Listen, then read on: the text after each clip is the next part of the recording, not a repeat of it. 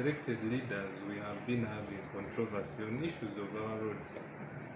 I recently heard somewhere that the PSST was praising our roads to be among the best roads in the world.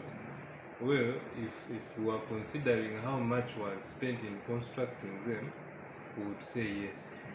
But if we are going into other aspects of the technicalities of how roads are being constructed, I really don't think we can match up. You can clearly see our roads. They never take at most 6 months. Even the bypass itself, you can see that you reach some parts and it is already breaking off. It is already. I was shocked to hear even the recent one, the one that goes to Entebbe, has also started getting issues. So personally, I clearly disagree.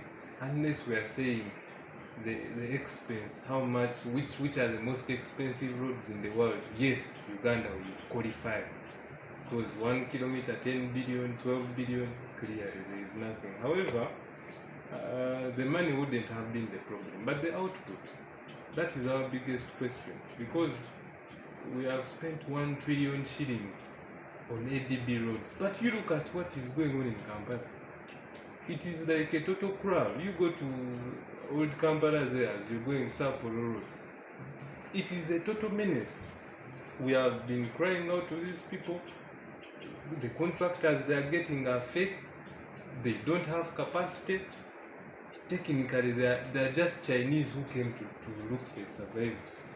And then recently, now we have SFC.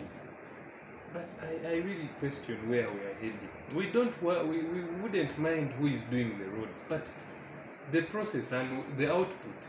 Now SFC is there working, but how am I going to question the general? I've seen on our council for 11th there is a report for SFC's works. I hope the road mayor has been given some information, but for us we don't know what is going on. The last we heard is he was also complaining as the road mayor. How am I going to call these generals to account for me, what they have spent, where they have spent, such things. But we just need value for money. I think that is the most important thing. The Chinese themselves, you saw Nabanja complaining. After complaining is when we saw some works being done, I think, on Sapo. So if internally we cannot harmonize which people we are dealing with to help us, I think we are going to keep running around in circles. The Chinese themselves, some were given tenders of now you look at Salama Road. 5 years ago, one company has 5 different roads. And in 5 years they have only worked on one, which has not even reached halfway. How are we going to do things really? I don't think it is actually, I think it is syndicated, because there is no other explanation. Either they give you the money and you first store it on their accounts for interest to accumulate, because that's what happens here. They give you 500 billion for a contract, you go and get a fixed account for 2 years. The bank will give you how much? I think 10% interest or 8%. That is a lot of money. So that is what these people are doing now. And playing with taxpayers' money. Remember, these are even loans. The 1 trillion we talked about, now you see Greater Metropolitan is coming up. That is almost another 1 trillion. And they are all loans. But really, the output. For us, we wouldn't mind how much.